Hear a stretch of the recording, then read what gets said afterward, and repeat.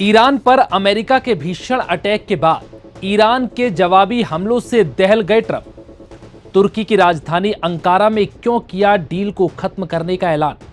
क्यों कहा कि ईरान बेहद खतरनाक, घटिया और मानसिक तौर से बीमार? क्या ईरान ने ट्रंप को मारने की कोशिश की? खौफ में ट्रंप? क्या अब होगा परमाणु युद्ध? आइए जानते हैं इस डील के दी एंड होने की पूरी कहानी। और क्या अब ट्रंप ईरान पर परमाणु हमले की फाइनल तैयारी कर रहे हैं? नमस्कार, मैं हूं विवेक पाल और नवभारत टाइम्स पर आपका स्वागत है। और इस वक्त आप देख रहे हैं हमारा खास शो सारी दुनिया।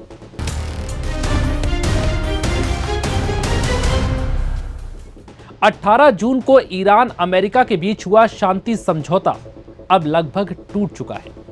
खुद ट्रंप ने अंकारा में नाटो समिट के दौरान ऐलान कर दिया कि अब ईरान के साथ कोई बातचीत नहीं होगी। ईरान ने मुझे मारने की कोशिश की।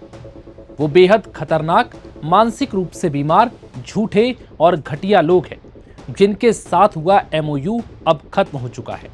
दरअसल ये सब तब हुआ जब ईरान ने अमेरिकी हमलों के जवाब में मिडिल ईस्ट में मौजूद अमेरिका के 85 ठिकानों पर भीषण हमले किए।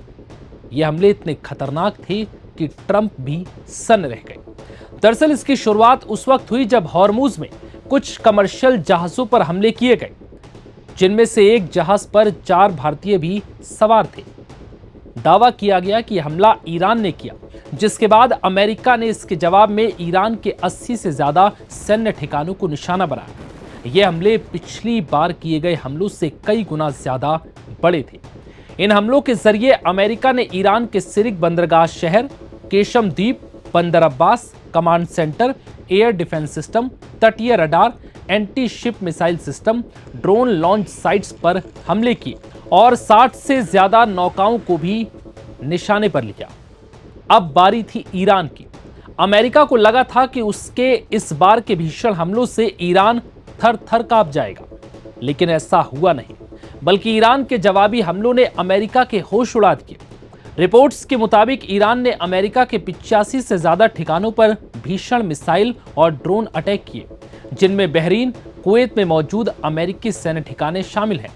IRGC के मुताबिक अमेरिका ने शांति समझौते का उल्लंघन किया, जिसके जवाब में ईरान ने बहरीन स्थित अमेरिका के 5वें बेड़े के मुख्यालय और कुवैत के अली अल सलेम एयरबेस को निशाना बनाया। इसके साथ ही कई ठिकानों को भी तबाह कर दिया। बस ईरान के इसी भयंकर और खूंखार हमले के बाद ट्रंप के होश उड़ गए। ट्रंप को यह समझ आ गया कि ईरान अब भी कमजोर नहीं पड़ा है और नॉर्मल जंग से ईरान को हराना या घुटनों पर लाना नामुमकिन है। जिसके बाद ट्रंप ने ऐलान कर दिया कि वो ईरान के साथ हुए शांति समझौते को खत्म कर रहे हैं और अब आगे ईरान के साथ कोई नया समझौता नहीं होगा। वहीं ट्रंप के इस ऐलान के बाद ईरान ने भी उन्हीं की भाषा में इसका जवाब दिया। ईरान की संसद के स्पीकर और मुख्य वार्ताकार मोहम्मद बाकर गालिबाफ ने कहा कि ईरान अमेरिका की किसी भी धमकी से डरेगा नहीं और वो धमकियों के दबाव में कभी बातचीत नहीं करेंगे। गालिबाफ ने कहा कि अमेरिका ने MOU का उल्लंघन किया है। गालिबाफ ने साफ कर दिया कि अगर फाइनल डील में बाधा आती है तो ईरान की सेना अमेरिका और उसके सहयोगियों को मुंह तोड़ जवाब देने के लिए पूरी तरह से तैयार है। वहीं ईरानी सेना के senior commander rear admiral Habibollah Sayyari ने कहा कि अगर अमेरिकी नौसेना हमारे तटों पर उतरती है तो हम उनके लिए उस जगह को जहन्नुम बना देंगे। सैयारी ने कहा कि ईरान की जमीन पर कदम रखने वाला कोई भी दुश्मन ऐसे नरक में जाएगा जहां से उसका बचकर आना नामुमकिन होगा। वहीं अमेरिकी सैन्य कमांड सेंटकॉम ने एक्स पर अपने देश की तरफ से किए हुए हमले की पुष्टि की। अमेरिका ने इसे स्ट्रेट ऑफ हॉर्मुज से गुजरने वाले जहाजों पर ईरान के अकारण और खतरनाक हमलों का सीधा जवाब बताया। अमेरिकी अधिकारियों के मुताबिक इन हमलों में ईरान के air defence system, coastal surveillance system, सतह से हवा में मार करने वाली मिसाइल साइटों, एंटी शिप क्रूज मिसाइलों, ड्रोन लॉन्च साइटों और बंदरगाह सुविधाओं को निशाना बनाया गया।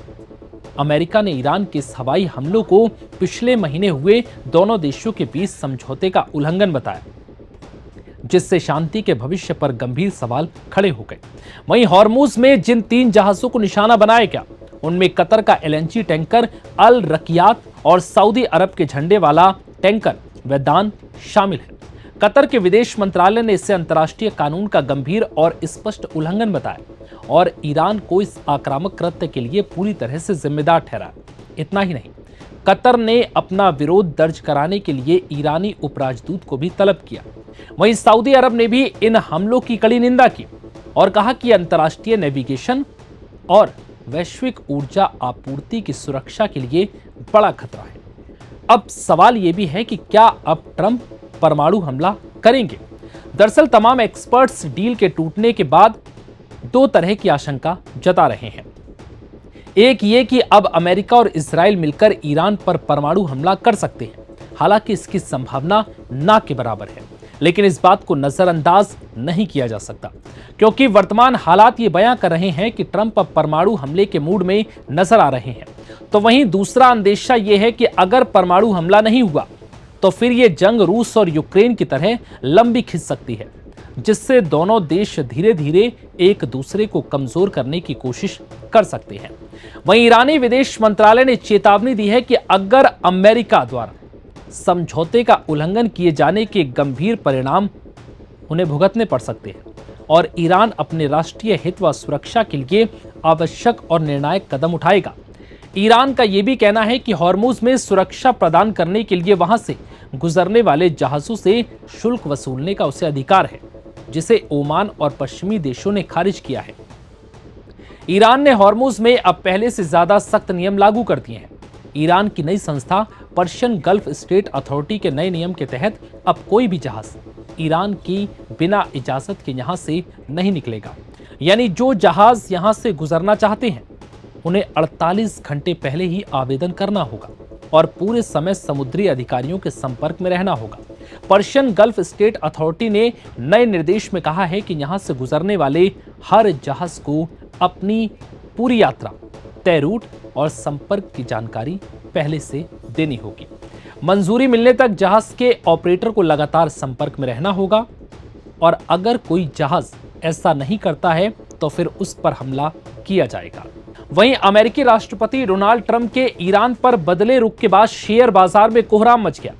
मंगलवार तक हॉर्मुज में मिसाइल अटैक के बावजूद ये खबरें चर्चा में थी कि यूएस ईरान जल्द ही शांति वार्ता पर बैठक करने वाले हैं, लेकिन बुधवार को हॉर्मुज स्ट्रेट में जहाजों पर हुए ईरानी हमलों पर अमेरिका ने पलटवार किया और उसके बाद राष्ट्रपति डोनाल्ड ट्रंप ने ऐसा बयान दे दिया कि कच्चे तेल की कीमतों में आग लग गई।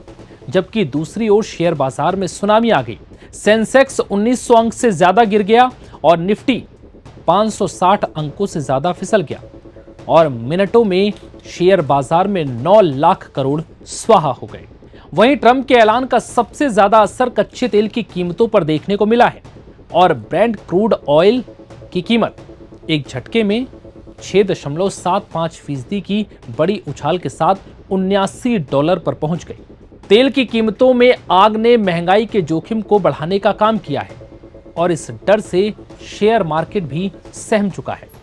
अब भविष्य में क्या होगा, ये सबसे बड़ा सवाल है, क्योंकि अगर मिडिल ईस्ट में एक बार फिर हालात बिगड़ते हैं तो ये सिर्फ मिडिल ईस्ट तक सीमित नहीं रहेगा, बल्कि दुनिया के तमाम देश इसकी जद में आ सकते हैं और इस बार गैस और तेल की किल्लत दुनिया के कई देशों को झकझोर सकती है।